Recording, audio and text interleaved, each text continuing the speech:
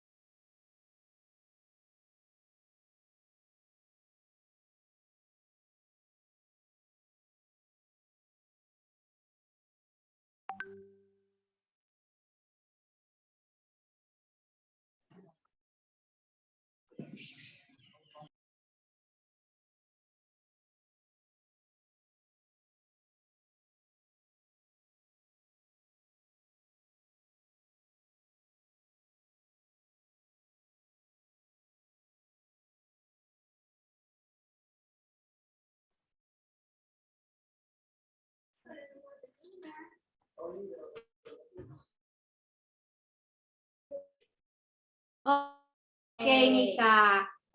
Kita langsung masuk ke acara yang pertama nih, acara yang kampus-kampus nih, expo kampusnya mulai. Tapi sebelum mulai ke acara yang pertama, kita tuh punya jargon. Iya. Apa nih Kak jargonnya? Jargonnya tuh kalau kita bilang Brebes Expo Kampus BEF 2022, kalian bisa jawab nih.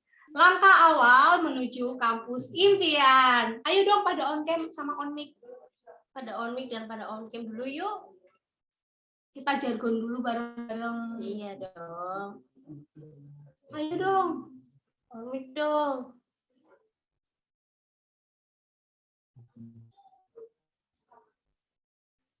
Ayo yuk pada on mic, on cam, biar yang cantik-cantik, yang ganteng-ganteng kelihatan nih. Yuk on mic dulu yuk.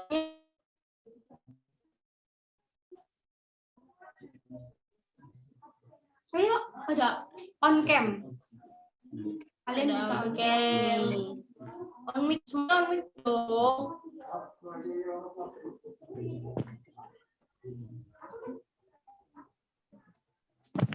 Yuk Kak, langsung aja nih kita Langsung aja jargon. nih. Iya, langsung kita jargon aja yuk. Expo Kampus BEF 2022. Ya, nggak ada suaranya. Gimana nih? Masih semangat kan? Langkah awal menuju. Ayo dong pada on On mic mic nih. dong. Ayo, biar acaranya tuh lebih seru, Seru. lebih fresh Iya. lagi Kak. Mana nih? On cam dong. Mic juga dong. Ya udah deh, karena nggak ada yang on mic ya. Kita langsung ke acara Langsung ke yang apa pertama ya. Di universitas pertama nih, kampus yang pertama ini tuh dari kampus mana nih Kak? Aku kasih clue-nya dulu nih ya. Kasih clue aja Kak. Tempatnya tuh di Semarang. Ini tuh salah satu universitas yang mencetak guru-guru yang unggul gitu. Iya, maksudnya banyak guru ya. Mungkin udah ada yang bisa nebak ya dari kalian adik-adik semuanya. Univ apa ini? Ayo dong, coba tebak dari univ mana nih? Ayo bisa UNES. langsung aja Kak. Aja ya. Untuk Kampus yang pertama, waktu dan tempat kami persilahkan.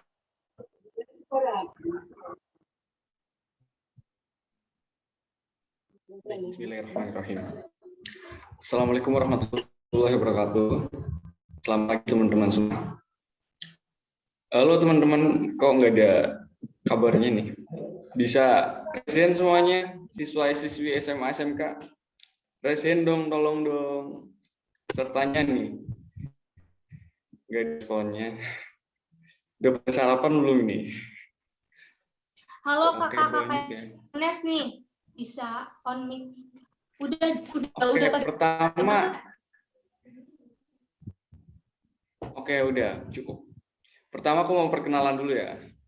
Namaku Ikrar, aku dari KPMDB UNES dan di sini aku mau memaparkan mengenai UNES tentang jalur masuknya, kuota dan lain-lain. Bisa langsung diputer aja kakak panitia videonya.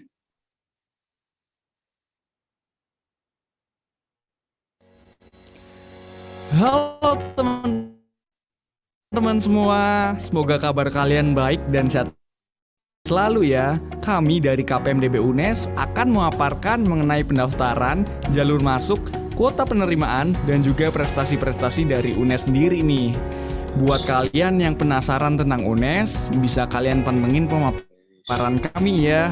Barangkali ada informasi penting yang bisa kalian ambil. Oke, langsung aja tanpa berlama-lama simak pemaparan dari kami. Cekidot! Baik, beberapa prestasi yang berhasil diukir oleh UNES. Yang pertama, UNES menduduki peringkat 4 se-Indonesia dalam pelaksanaan SNMPTN pada tahun 2021. Selanjutnya, UNES Perguruan Tinggi Negeri peringkat 1 dalam kinerja anggaran tahun 2020. Lalu, UNES menduduki peringkat 6 dalam pengelolaan lingkungan berkelanjutan versi Green Metric. Lembaga Prestasi Indonesia Dunia atau LEPRID menyerahkan 4 penghargaan kepada rektor dan BMKM UNES dalam pemecahan rekor penerimaan mahasiswa baru. Lalu, UNES menduduki peringkat 5 nasional sebagai kampus berkelanjutan versi Green Metric di tahun 2021. Dan UNES mendapat pengakuan sebagai kampus Islami nomor 1 di dunia dari 4ICU pada tahun 2021. Dan masih banyak lagi prestasi-prestasi UNES yang lainnya. Apa saja jalur pendaftaran untuk bisa masuk ke UNES? Yang pertama ada SNMPTN.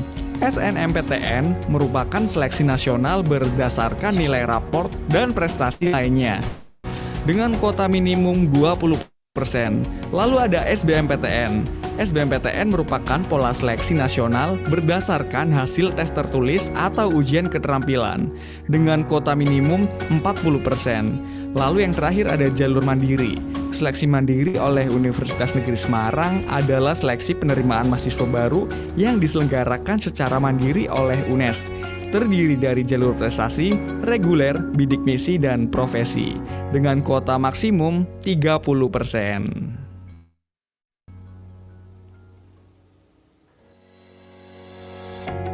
Prodi favorit pendaftar seleksi mandiri UNES di tahun 2021. Yang pertama, ada manajemen dengan jumlah peminat 2.515.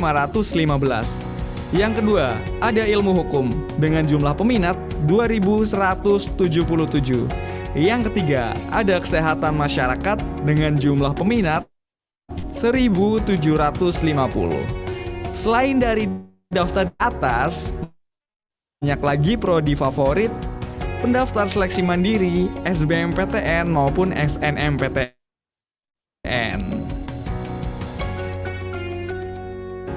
Berikutnya ada daya tampung SNMPTN UNES di tahun 2022 dan juga peminat tahun 2021. Silahkan bisa kalian lihat pada tabel berikut.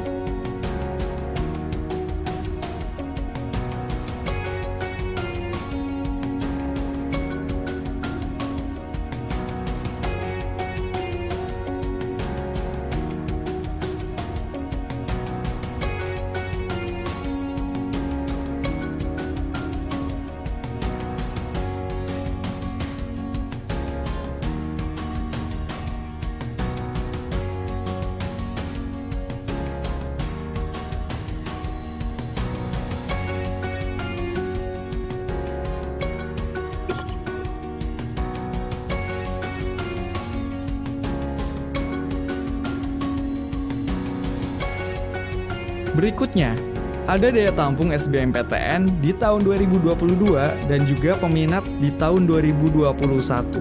Silahkan bisa kalian lihat pada tabel berikut.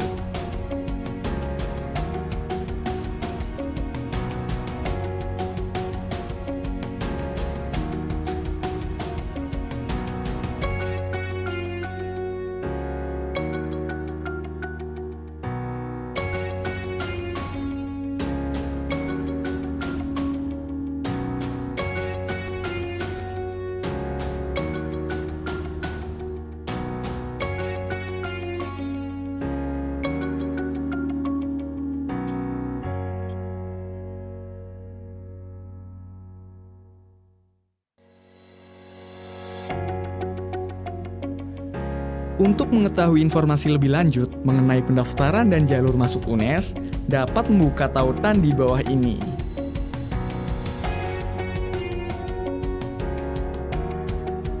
Yah, nampaknya ini akhir pemaparan dari kami teman-teman. Meskipun pemaparan kami sedikit singkat, semoga informasi yang kami berikan dapat bermanfaat. Apabila ada salah kata yang disengaja maupun tidak disengaja dari kami meminta maaf. Dan untuk kalian semua yang sedang berjuang mendapatkan PTN, PTS maupun kedinasan favorit kalian, semoga sukses. Juga jangan sampai patah semangat. Raih cita-citamu, jangan menunggu disuruh sama ayangmu. Oke, bye, semangat.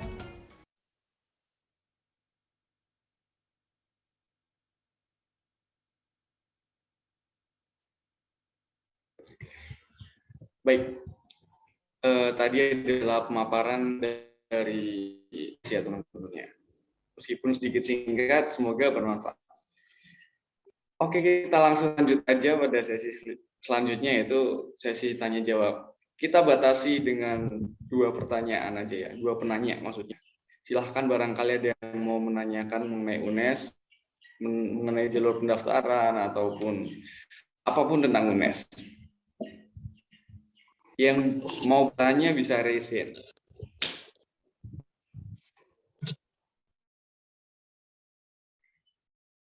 Silahkan barangkali ada yang mau bertanya.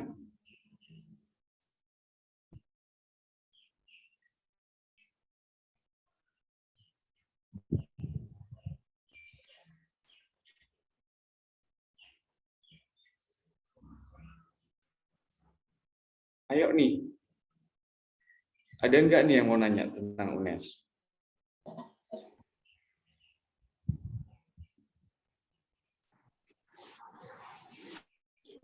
Ayo nih, adik-adik nih, kita bisa tanya nih, kalian kalau misalnya mau tanya seputar UNES, bisa nih tanya ke Kak Ikrar nih. Ini tuh mahasiswi, kakak-kakak dari UNES. Ya nggak, Kak? Benar sekali. Selain dari aku di sini ada teman-teman UNES yang lainnya ya, ada Mas Dedi, Mbak Zuhratul Zehro, ada Mbak Amel juga, Mbak Alvina juga. Ini kalau sekiranya nggak ada yang mau bertanya, mungkin boleh dicukupkan saja sampai sini. Ada yang mau nanya terakhir nih? Kak, itu ada yang mau tanya tuh di kolom chat. Oh, ada Mungkin yang bisa mau aku nanya. bacain ya, Kak. Kak mau nanya, apakah untuk jalur SNMPTN itu alumni yang kuliah di sana mempengaruhi adik-adik yang mau masuk, misal mereka berkelakuan kurang baik terus agak sulit masuk ke universitas tersebut. Mungkin bisa dijawab, Kak. Baik, aku mau jawab ya. Jawabannya iya benar.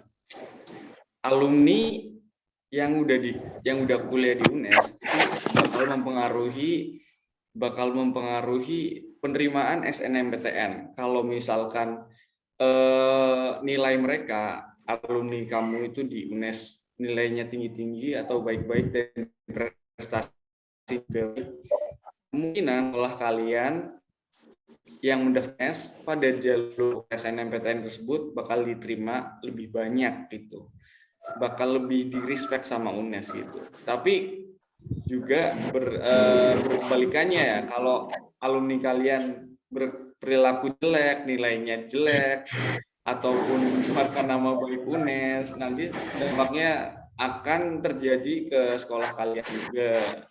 Atau misalkan ada alumni kalian terima di univ manapun lewat jalur SNMPTN, tapi setelah diterima tapi malah nggak diambil, itu juga bakal mempengaruhi di angkatan selanjutnya.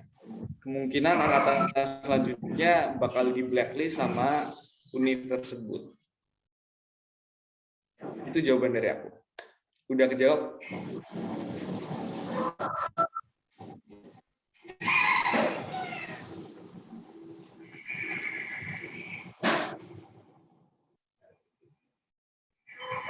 Ya, sama-sama Kak Gawan Adi. Oke.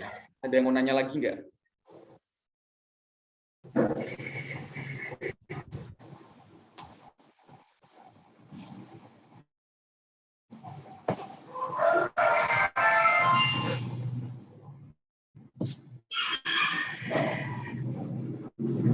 Oke, selanjutnya nih ada yang tanya nih, Kak mau nanya, benar nggak sih SMA Negeri 1 Brebes di blacklist dari UNES? Mungkin Kak bisa dijawab.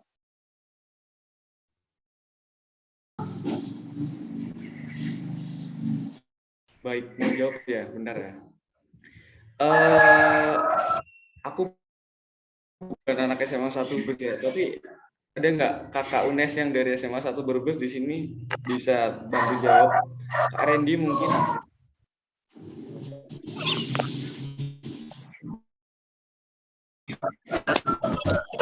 Halo, halo. Ya, halo.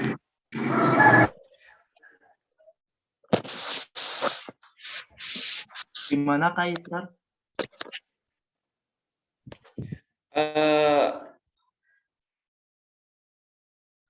Alumni SMA 1 Brebes bener nggak ini dapat blacklist dari UNES gitu?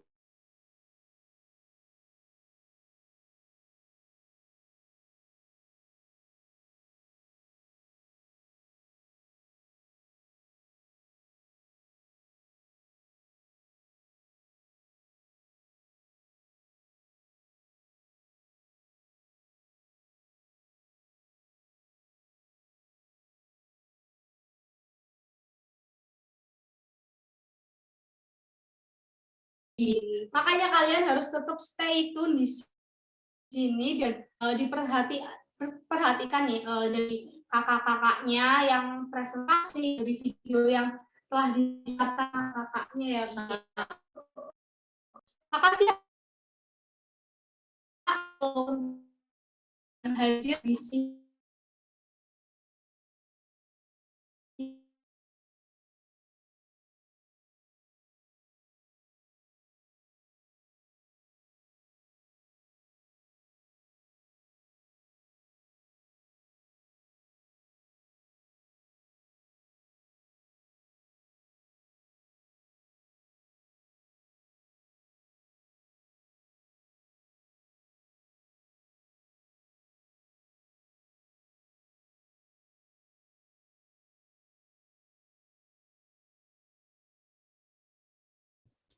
Ya, karena yang dari Malang nih kayaknya kejauhan nih, Kak.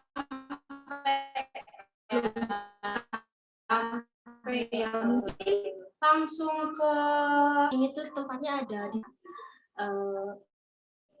mungkin juga adik-adik banyak ya. iya, untuk apa ya, instansinya tuh dari Bandung nih.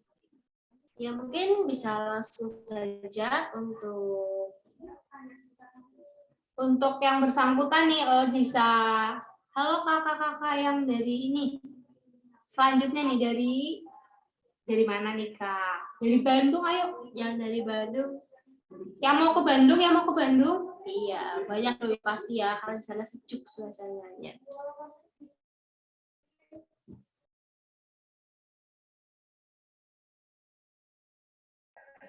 Ini boleh share screen sekarang ya?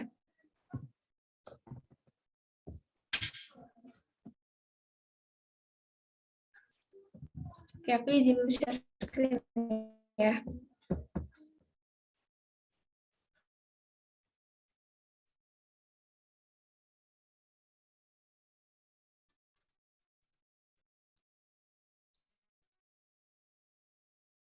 Ya, kelihatan.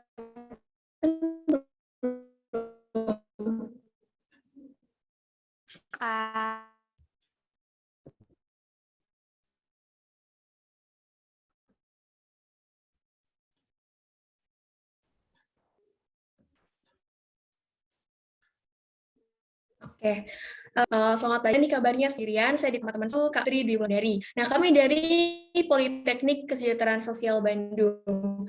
Jadi semua ada yang udah tahu belum Politeknik Kesejahteraan Sosial Bandung? Atau minimal pernah denger deh. Coba dong boleh tulis di kolom chat. Nah, ada ini program studi di Poltekkes Bandung itu ada yang untuk sarjana terapan D4 dan juga magister atau S2. Nah, untuk sarjana terapan D4 itu ada 3 prodi. Yang pertama ada prodi pekerjaan sosial, kemudian ada prodi perlindungan dan pemberdayaan sosial, dan ada program studi rehabilitasi sosial. Nah, untuk program studi pekerjaan sosial ini sudah lama ya teman-teman, dari awal STKS ini berdiri sampai sekarang itu. Kemudian untuk program studi perlindungan dan pemberdayaan sosial sama program studi rehabilitasi sosial itu termasuk program studi yang baru karena baru ada sejak tahun 2019. Kemudian untuk magister terapan atau S2-nya itu hanya ada satu prodi, yaitu prodi pekerjaan sosial. Nah, kemudian untuk jalur pendaftarannya sendiri ada beberapa jalur. Yang pertama adalah jalur tugas belajar. Pendaftarnya itu dari PNS dari Kemensos, bisa juga dari PNS kementerian lain atau dari lembaga non-kementerian. Nah, untuk jalur tugas belajar ini biasanya biaya pendidikannya itu ditanggung oleh instansi atau lembaga yang mengirimkan dan juga nanti akan ditempatkan di asrama. Untuk alur pendaftarannya bisa dari pengajuan dari lembaga dulu, kemudian ada tes tertulis, dan juga tes wawancara. Mohon maaf sebelumnya, ini slide-nya kelihatan atau enggak?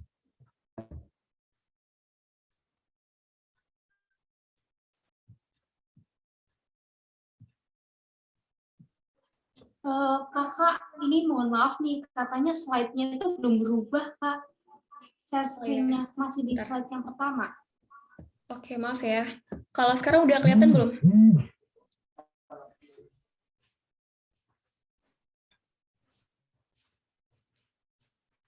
Belum nih, Kak. Masih apa ya? Masih ya, udah masuk, Kak. Oke, aku lanjut ya. Ya, nah untuk materi tes tertulisnya sendiri itu ada materi wawasan kebangsaan, kemudian pengetahuan umum tentang kesejahteraan sosial, bahasa Indonesia, bahasa Inggris, dan tes potensi akademik. Nah, selanjutnya adalah jalur kerjasama. Nah, untuk jalur kerjasama ini, pendaftarnya berasal dari instansi yang punya kerjasama dengan Poltekkes Bandung nih, teman-teman. Nah, untuk jalur kerjasama ini, teman-teman kalau daftar lewat jalur kerjasama, itu biaya pendidikannya Rp0 ya, teman-teman. Jadi nggak perlu bayar, gratis, dan IP semesternya itu minimal 3,25. Untuk alur pendaftarannya sama kayak tadi yang dari jalur tugas belajar, yaitu dari pengajuan dari lembaga, kemudian tes tertulis, dan tes wawancara.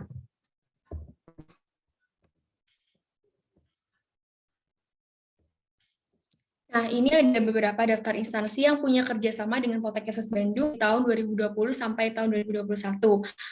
Biasanya ini hanya di kota-kota besar aja ya teman-teman, ada di beberapa SMK, misalnya Jakarta, Bandung, Malang, Semarang, dan juga ada dari beberapa dinas sosial dan pemerintah daerah dari beberapa kota-kota besar. Nah, kemudian ada juga jalur pendaftaran layanan khusus. Yang mendaftar di sini adalah penyandang disabilitas yang asalnya dari SMA, MA, dan SMK. Untuk alurnya itu ada seleksi administrasi, kemudian tes tulis, dan selanjutnya adalah tes wawancara. Dan materi tes tulisnya juga masih sama kayak di jalur pendaftaran sebelumnya. Nah, kemudian ada yang terakhir itu jalur pendaftaran mandiri. Nah, kalau dari mandiri ini pendaftarannya itu asalnya dari SMA, MA, dan SMK. Untuk alur pendaftarannya juga sama kayak tadi, dari seleksi administrasi dulu, nanti kalau seleksi administrasi udah lolos, lanjut ke tes tertulis, kemudian kalau tes tertulis lolos juga lanjut ke tes wawancara. Dan materi tes tulisnya juga masih sama, wawasan kebangsaan, pengetahuan umum tentang kesejahteraan sosial, bahasa Indonesia, bahasa Inggris, dan tes potensi akademik. Nah, ini pendaftaran di tahun 2021 ya teman-teman. Untuk pendaftarannya itu dimulai bulan April sampai Juni, dan seleksi tes terus dan tes wawancaranya itu bulan Juli, pengumumannya juga bulan Juli. Nah, untuk tahun 2022 ini memang kalender pendaftarannya belum ada, tapi kurang lebih sama kayak tahun 2021 kemarin, bahwa pendaftarannya itu kemungkinan akan dibuka di bulan April sampai Juni. Nah, mungkin teman-teman bingung ya, kira-kira lulusan dari Poltekkes itu bisa kemana aja sih? Nah, lulusan dari Poltekkes sendiri bisa ke banyak instansi ya teman-teman. Bisa nih teman-teman nanti jadi PNS pusat di Kementerian Sosial, kemudian bisa juga di Kementerian PPPA, di Kementerian Kesehatan, HAM, BNN, dan BNPB. Bisa juga jadi PNS daerah di kantor sekretariat daerah, di Dinas Sosial, Bapeda, dan beberapa dinas lainnya. Kemudian selain jadi PNS, juga teman-teman bisa menjadi tenaga non-PNS di Kementerian Sosial. Misalnya jadi pekerja sosial anak, pekerja sosial adiksi, dan pendamping PKH. Kemudian bisa juga menjadi tenaga non-PNS di kantor BNN, menjadi pekerja sosial medis di rumah sakit, menjadi pekerja sosial industri atau CSR. Kemudian bisa bekerja di LSM, di Save the Children, UNICEF, di Plan Internasional, di UNDP. Kemudian bisa juga bekerja di beberapa yayasan. Nah, ini ada beberapa fasilitas penunjang di Poltekkes Bandung sendiri. Ada auditorium, kemudian ada laboratorium pekerjaan sosial, ada ruang kelas, gedung pasca sarjana, perpustakaan, kemudian juga dan beberapa fasilitas-fasilitas lainnya. Ya, jadi bagi teman-teman yang mungkin nanti masih penasaran nih, pengen tahu lebih banyak lagi tentang kampus Poltekkes, boleh dikepoin Facebook-nya atau Instagram-nya. Kalau di Facebook bisa dicari di Politeknik Kesejahteraan Sosial, kemudian di Instagram-nya boleh dicari di Poltekkes Bandung, atau mungkin boleh juga lihat di website-nya poltekkeses.ac.id, dan nanti kalau misalkan pendaftarannya udah dibuka, boleh cari info di website pmb.poltekkeses.ac.id, atau bisa juga kepoin channel YouTube-nya, namanya Poltekkes Bandung Channel. Oke, sekian yang dapat saya sampaikan. Terima kasih. Mungkin ada teman-teman yang ingin bertanya.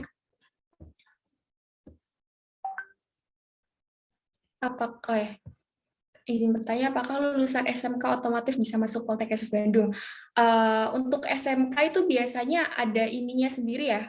Biasanya tuh ada beberapa jurusan yang bisa masuk ke Poltekkes, ada juga yang enggak. Nah, untuk otomotif aku kurang tahu, soalnya aku kan dulu dari SMA ya, bukan SMK, jadi aku juga kurang memperhatikan boleh tidaknya SMK otomotif itu bisa masuk ke Poltekkes atau enggak. Nah, mungkin nanti bisa dicek di website-nya aja, barangkali ada ya, di situ ada daftar SMK mana aja gitu yang bisa masuk ke Poltekkes Bandung. Seperti itu. Sebelum tes tertulis ada pengajuan dari lembaga, maksud gimana? Ya, yang pengajuan dari lembaga itu kan tadi ada di jalur jalur kerjasama ya. Kalau yang buat anak SMK itu biasanya sih direkomendasikan gitu dari sekolahnya. Nanti setelah ada surat rekomendasi dari sekolah, barulah ada tes tertulis, terus kalau lolos ke tes wawancara. Apakah kalau nilai di bawah ketentuan langsung DO atau ada kayak prosedur yang bisa dilewati? Biasanya sih nggak ada ya. Kurang tahu juga sih ya. Karena ya di Poltekkes sendiri jarang gitu loh yang dapat nilai di bawah yang sampai di bawah banget itu tuh jarang gitu. Apakah Poltekkes termasuk sekolah kedinasan? Ya, sekolah kedinasan di bawah naungan Kementerian Sosial. Oke, sama-sama. Ada lagi yang ingin bertanya?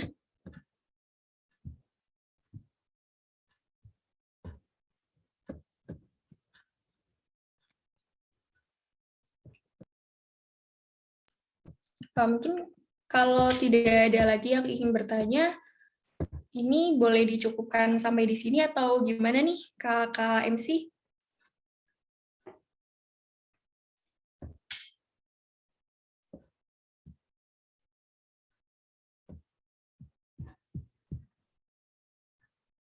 Oke, kalau tidak ada yang bertanya lagi, saya cukupkan. Terima kasih untuk teman-teman yang udah memperhatikan dari awal sampai akhir. Terima kasih juga untuk teman-teman yang sudah bertanya. Saya akhiri. Wassalamualaikum warahmatullahi wabarakatuh.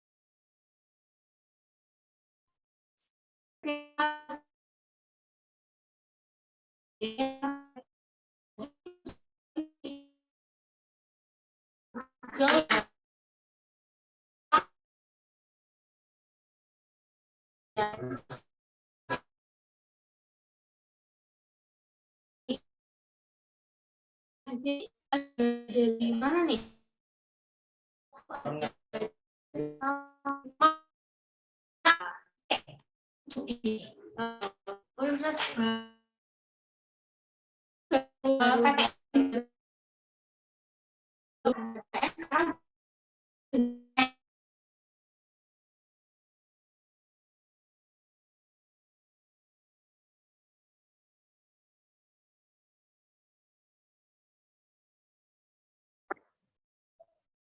Gak masalah. Singkat ikut kok gak ada karo. Kan iya karo bulan kenapa orang? Orang apa ini gak ada karo udah. Lebusnya wis mobil kalau sampai kalau yono. Ayo udah kayak di diskusi mana? Saya ketemu aku sesi koli.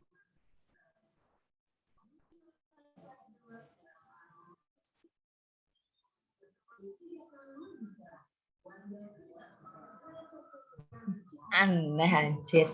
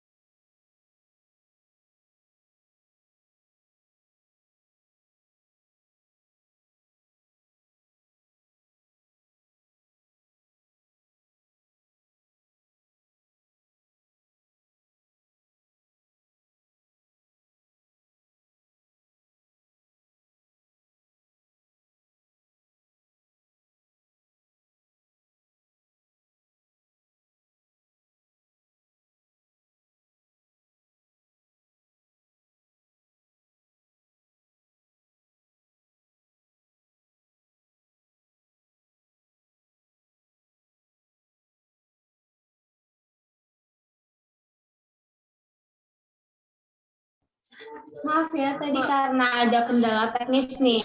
Mungkin dari yang dari Magelang ini bisa langsung aja nih masuk. Mungkin kakak-kakaknya udah pada masuk belum nih? Silahkan ya untuk yang dari Magelang. Ya Kak, itu minta bantuannya buat share screen ya.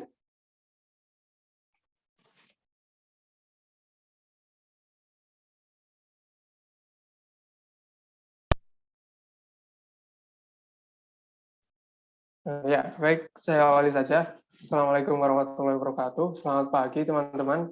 Semoga teman-teman yang berada di room Zoom ini selalu diberikan kesehatan dalam menjalani kehidupan sehari-hari dan menjalani kegiatan sehari-hari.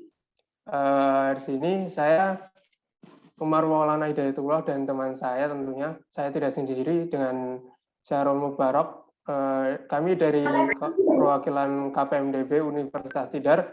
Di sini saya akan sedikit menjelaskan mengenai apa itu Universitas Tidar sebagai alma mater kami. Baik, yang selanjutnya.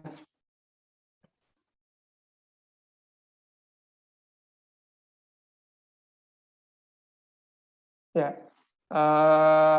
untuk perkenalan saja, Universitas Tidar merupakan perguruan tinggi negeri yang baru, itu baru dibuka pada tahun 2014. Itu dulunya merupakan perguruan tinggi swasta, dan pada tahun 2014 ada peraturan dari Presiden Indonesia nomor 23 tahun 2014. Peraturan tersebut mengubah Universitas Tidar Magelang yang sebelumnya swasta berubah menjadi perguruan tinggi negeri. Dengan Pak Rektor yang sekarang itu adalah Profesor Dr. Insinyur Muhammad Arifin, Magister of Science. Selanjutnya.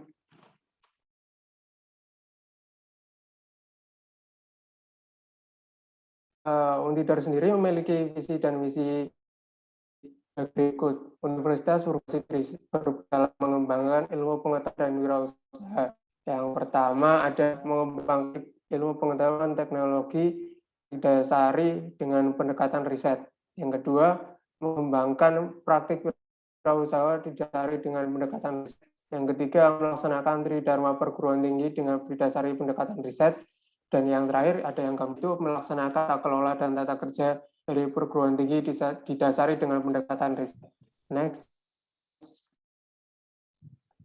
Untidar sendiri itu merupakan kampus yang memiliki 5 fakultas, di mana 5 fakultas tersebut ada fakultas ekonomi, fakultas pertanian, fakultas teknik, perguruan, serta yang terakhir ada